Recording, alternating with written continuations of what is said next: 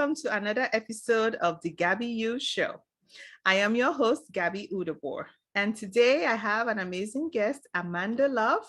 And before we get into our discussion today, I will tell you some things about her. Amanda Love is a registered holistic nutritionist specialized in fibromyalgia. She herself suffered with this debilitating illness for many years, and now her passion is to help others find wholeness and healing in their own lives. She is a writer, a podcaster, a registered holistic nutritionist, speaker, and currently resides in Austin, Texas. Let's welcome Amanda Love. Amanda, welcome to the Gaby Show. Thank you for having me, Gaby. Yes, I'm so glad for you taking your time to join me today and, our audience here. Yeah. So, Amanda, we're going to get started. And I asked these lovely questions that come with my icebreaker questions to every guest. Yeah. And so the first thing I want to ask you is, what is your favorite food? You are a nutritionist, so My favorite food, I'd probably say, I like avocados. Oh, avocados. Okay. Yeah. So do you have it in a way, just eat it like that, or you mix it with something?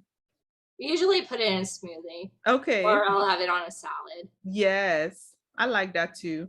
I like it a lot in smoothie. It gives it this kind of texture. Right? Yeah. All right. So what would you say is your favorite quote? All diseases begin in the gut. Yes.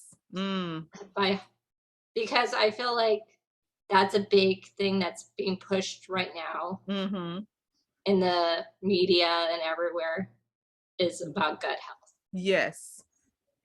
I love it that a lot of, there's more awareness of it, because I know working with clients and, when we talk about gut health, sometimes we're like, oh, I don't think what I'm eating is what's the problem. I'm like, well, you eat this food, you eat every day. Why would you think food will not be the problem? And yeah, the gut is what we call the second brain. So yeah, if your gut is not healthy, your whole body is not going to be happy. No. Yes, I love that. I use that all the time. The disease begins in the gut. I always, let people know, let all my clients, patients know about that. Yes. All right. So, Amanda, I want you to share with me the key things that has shaped you to be this woman you are today, from your struggles, your victories. I mean, this could be, if it is from health, is it from business, faith, career, just, go all the way and just share with us. Okay. Where do I start? It's always start from A. I'm always thinking. It's so I was actually born 6 weeks early. And I was dealing with a lot of immune issues, fevers, and all of this. And I couldn't get a handle on it. We went to the doctors and they didn't know and stuff. And I always say my parents divorced when I was 6 years old. So I had that trauma. My dad remarried and everything like that. And the stepmom wasn't the greatest. So there was a lot of mental stuff going on.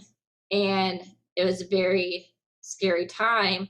And so from 7 to 14 till we moved to Arizona, because we were in California at the time, it was just a lot of stress on my body, a lot of I didn't want to go over there. I was sick, pretty much all the time. And for me, I didn't know anything different. And so I would run high temperatures, and then for several years I did that. And then for several years, even if my temperature went up just a little bit, I would be down. I would be down for 10 days. I missed a lot of schooling during that time and stuff. So that was a problem in itself, because I had difficulties with like learning and reading and math and stuff, even though I was very driven and I got good grades and stuff. But eventually, in after high school, I completed a personal training program, and right after that program, I turned 20, and all of a sudden, I was so exhausted. I was so fatigued. I was in constant pain, pain down my neck, my back, my shoulders, my whole body. And all of a sudden, I was like, I can't do anything. I can't go to the gym. I would start crashing after I went to the gym. So we didn't know what was going on. Eventually, 10 months later, I went to one of the top rheumatology places in Mesa, Arizona. And they said, well, you have fibromyalgia. And that was the big journey of like, what's next? Wow. Yeah.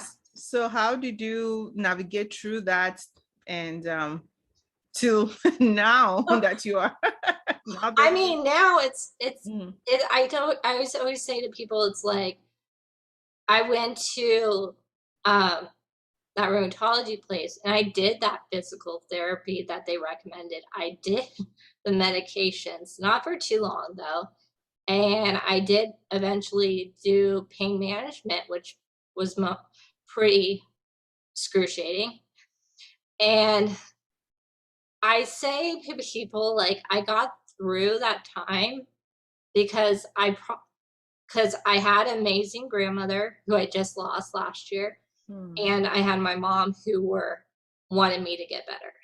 And I think that's a big thing. If you don't have that support system, you might not be able to get through whatever health condition you're getting through.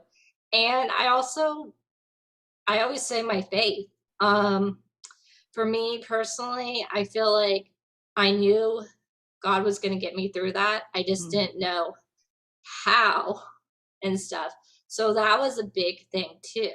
But I think everything that's like shaped me into my early 20s and stuff, and I'm only 31. So, I mean, it's all shaped me. It was all for a purpose, and I don't have regrets. And I think that's the big thing. Like, whatever's happened in your life, you can't look back and regret it or anything like that. Your journey's different. Your journey's not the same as everybody else, and that's okay. That's powerful. And that's the thing I talk about that a lot, that, we have this problem. I mean, all of us, I think, will struggle with that, of comparing other people and, wondering, why is this happening to me? Can't I have this? Everybody's different. Everybody exam is different. Everybody has a different race. And, sometimes, we just go through different ways of getting to the same goal. So, and and for you, you went through this process, and now from what I know about you now, is you using this to help other people. Is that right? Can you talk more about that? Yeah. So for me personally, I was eventually, when I started to get feeling better, because I found a wellness chiropractor, and he tested me for food sensitivities, and I found out I had all these sensitivities to gluten, soy, eggs, dairy. And for me, and this is probably stuff you're eating all the time, right? yeah, I mean, at that time I was eating it, and it's so funny to be, and I'm like, I thought I was eating healthy at that time. And I've been off of those for 10 years now. But I mean, like, I find it's a journey with that and stuff. I mean, I eventually was like, okay, I'm going to go into nutrition, and did all these programs and stuff. But for me, it's like the big thing is I want people to know that you can have hope again with fibromyalgia. You get to have hope. Like, that's why I created my podcast. That's why I do lives. That's why I do things that I do, because you got to realize there are other people out there, and then you gotta start taking the action or finding someone that can help you keep you accountable. Because I think a lot of times people need the accountability to follow through on whatever it is, food choices, Yes. supplements, lifestyle, mindset. It's all combined, and it's not one thing that's going to Yes. fix you, right? Mm-hmm. And that is the thing, talking about that, like I always, look at, I tell people with health is the balance of mind, body, and spirit. Like for your Right. own case, when you are going through this, you had a good support, from your grandmother and your mom, that's good. You have the faith. And then of course you work with trying to get your physical body in shape, staying away from all those foods. And that is the thing, I tell people all the time, especially in this time and age we are right now, people talking about masks, vaccines, all this stuff. Right. And like, yes, the vaccines are there. If you want to take it, it's good, but we don't want to stop there. You have to look at your other choices of your life, how you're boosting your immunity, what are you doing with your mental health. The vaccine cannot just be the miracle thing to say, okay, this is all I got. Got to support yourself with other stuff. What else is going on? Um, so, so yeah. Wow. So what would you say today? What are you most proud as a woman today? What I'm most proud of, I think it's not one big thing. I feel like it's my ability to keep going even though the hardest things Hmm. hit me, and this year's been quite a year and stuff. So for me it's like I just keep getting up even if I have a bad day or whatever. I find my aunt says to me all the time, she's like, oh, I never know someone who just like keeps like getting knocked down and just keeps going, right? And Yes. that's sort of just how I'm sort of like, I don't know, wired or what, but like it's not about me. It's about inspiring everybody Mm-hmm. around me, giving back to other people, making their lives better, even if they don't have fibromyalgia. Yes. Like having good relationships where I'll tell you, oh, I appreciate you, or stuff like that. I mean, I do, I do it all the time. But I mean, Yes. like, that's what it comes down to is it's not your life is you're gonna leave this earth. So what are you doing to give back to other people? Yes, absolutely. That is, awesome because I can relate to that as well.